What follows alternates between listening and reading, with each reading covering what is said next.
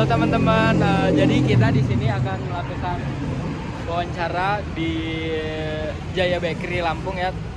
Jadi alamatnya ini di Jalan Korpri. Jadi Jongo masuk, jangan lupa saksikan.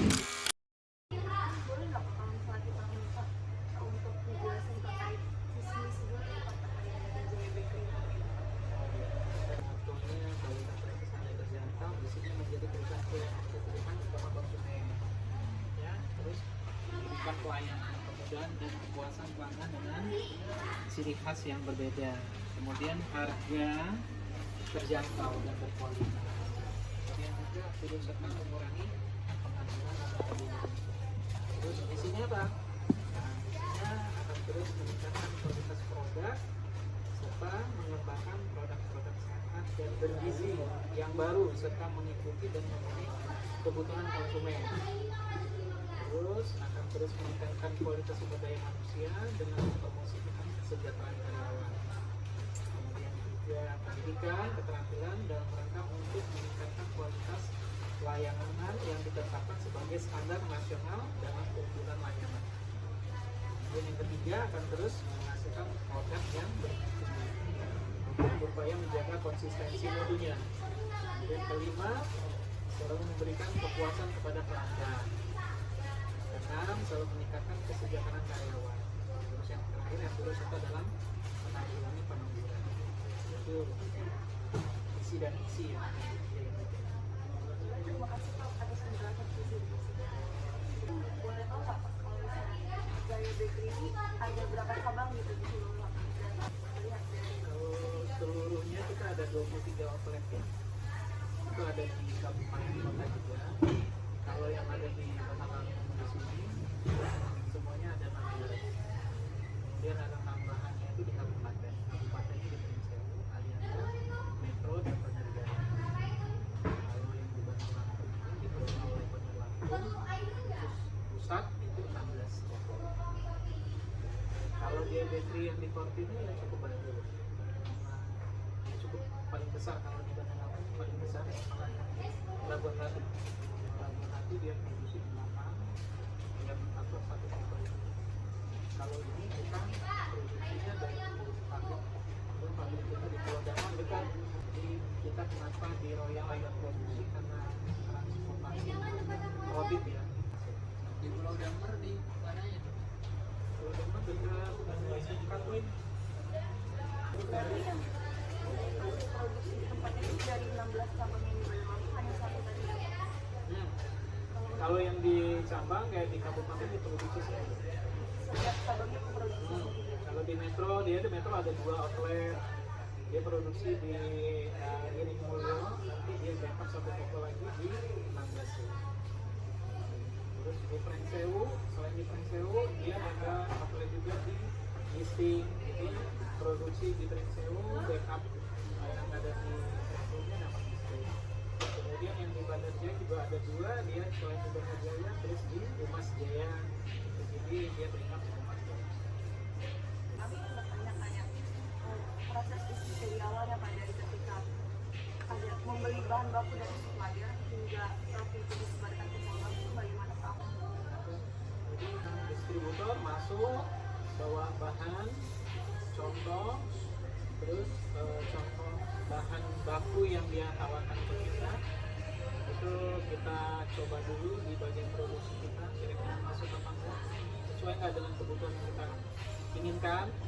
Kalau masuk kan dari kualitas mutu kemudian juga harga gitu. Jadi kalau memang masuk di situ itu kita bisa ambilkan. Terus yang barang kita order di bagian gudangnya yang ngecek ya barang itu, dan juga memposisikan barang itu di gudang dengan baik dan benar. Atau salah satu tanggung jawab orang di gudang itu kan begitu juga yang mengatur FIFO-nya harus jalan. Kemudian ordernya juga sesuai dengan kebutuhan. Kita juga nggak mau namanya barang itu over kan, tanyakan akhirnya melebihi daripada kapasitas produksi kita. Kalau gudang kita sendiri udah lumayan rapi ya. bagian produksi minta kemudian dia pakai form. Jadi bagian produksi yang memproduksi aja, membuat aja. Dasarnya dari mana dia buat produksi itu? Dari rencana kerja produksi. Rencana kerja produksi dari mana? Itu dari tokonya sendiri. Jadi toko yang order. Jadi nanti mereka order semua ke Jaya Factory, semua masuk, malah toko kopi.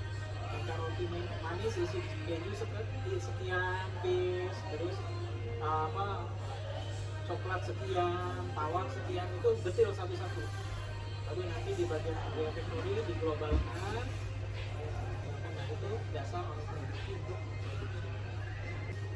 Boleh tahu nggak Pak dari struktur organisasi di Jaya Bakery sendiri gimana itu Pak? apa ya, ada staf bergaris begitu ya, seperti yang saya kirim tadi, itu kan ada direkturnya sendiri, kemudian di bawahnya sendiri itu kan ada manajer-manajernya ya, yang cukup penting. Di situ kan ada manajer keuangan, manajer umum, manajer produksi ya. Kemudian di bawahnya lagi, di bawah tanggung jawab daripada manajer itu kan di bawahnya ada staf administrasi, ada bagian kepala pabriknya ya. Kepala pabriknya juga kan di situ, nanti ada tim QC-nya juga di situ, pengawasannya ada juga di situ, penjabarannya seperti itu. Izin bertanya terkait job desk dari manajer umum itu sendiri apa? Kalau manajer umum itu banyak ya, dia umum dia bisa internal, bisa eksternal. Kalau internal itu yang di dalam manajemennya sendiri ya, dia bisa mengkoordinasikan antara bagian produksi dan manajemen, kemudian ke SDM-nya sendiri bagaimana. Nah, kalau manajer umum seperti itu. Kemudian kalau di luar bagaimana dia hubungan keluar ke dinas perizinan, pemerintah setempat. Untuk manajer umum itu sendiri apakah dia setelah manajer itu dibantu ada kepala-kepalanya atau langsung ke staf? Langsung ke staf. Karena kita juga nggak mau struktur itu jadi membengkak ya. Kita kalau bisa struktur itu sesederhana mungkin agar lebih efisien. Kalau ternyata mungkin di dalam jalannya ternyata kita membutuhkan, karena kebutuhan perlu tenaga lagi ini ya. Jadi mungkin saya manajer umum, di bawah saya ada kepala personalia mestinya. Karena saya kan udah merangkap kepala personalia. Bagian pengembangan usaha dan perizinan itu sendiri Pak. Kalau bagian pengembangan usaha semuanya kita pengen buka usaha, bukan usaha. Nah dia yang mengajukan ke manajemen. Kita pengembangan umpamanya di dalam kota sendiri atau di luar kota. Jadi dia survei, dia mengajukan ke manajemen asisten direktur. Sebenarnya Pak terkait kepala pabrik itu kepala pabrik itu langsung berhubungan dengan direktur. Bisa langsung, bisa. Jadi pertanggungjawabannya itu ke manajer produksi ya. Manajer produksi di bawahnya itu ada kepala pabrik yang bertanggung jawab terhadap pabriknya ya. Kan ada bagian engineering gitu Pak. Engineering maintenance. Bagian toko ini bagaimana? Kalau di pabriknya apakah dia yang mengatur ketika toko mengisi dulu tadi? Iya, di bagian adminnya menyiapkan yang diminta, yang udah bahan baku, bahan jadi ya, yang udah siap untuk dibawa ke toko, disiapin permintaan toko, udah dibawa oleh angkutan bagian driver di sini serah terima. Jadi Bahwa kepala pabrik itu dia ada bagian sesinya juga ya Pak. Nah itu mengatur pembelian dari raw material atau bahan bakunya tadi atau mengatur yang tadi Pak, pemesanan dari toko tadi. jadi kalau processing itu kan lebih ke bahan baku. Kalau untuk kepala shift itu gimana? Kepala shift itu yang di bawahnya kepala pabrik, yang membantu kepala pabrik.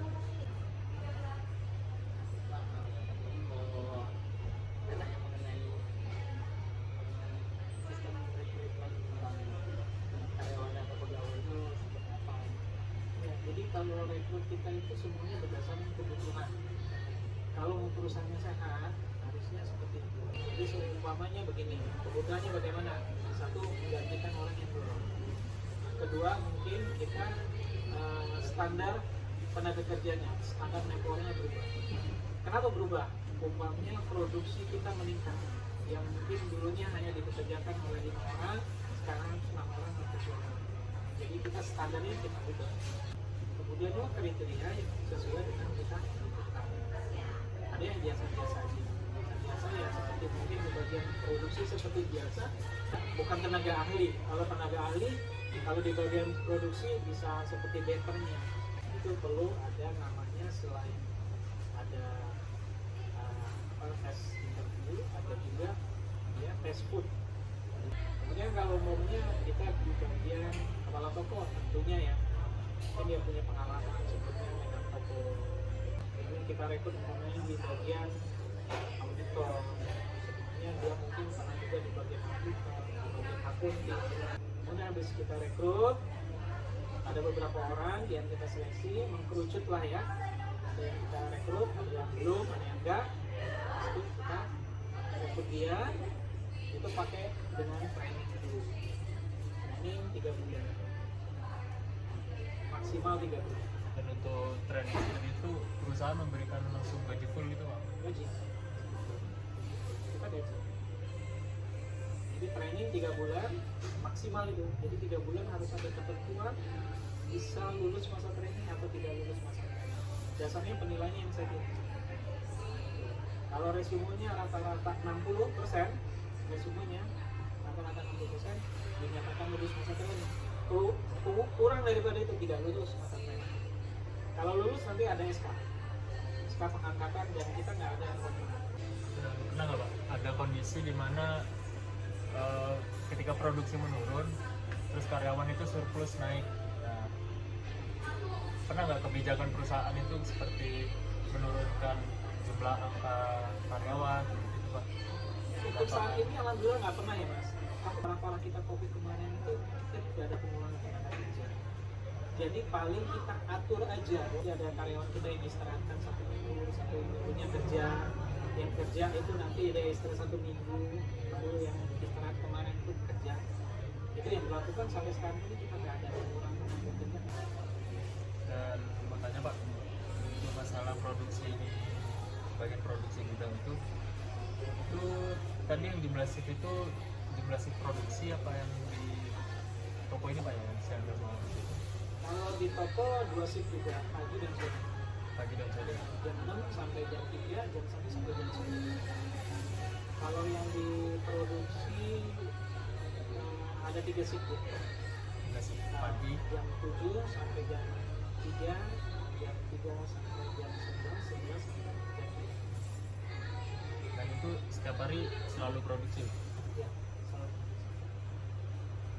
Untuk saat ini Pak, jumlah karyawan yang dari keseluruhan JBP Ada itu di situ ada 286. 286. Semua. Kalau untuk sistem penggajiannya sendiri boleh dijelasin nggak Pak? Kalau gajinya mereka setelah melakukan kewajiban sebagai pekerja baru kita bayar. Jadi kalau periode kita, periode closing kita itu dari bulan berjalan ya, dari tanggal 26 sampai tanggal 25.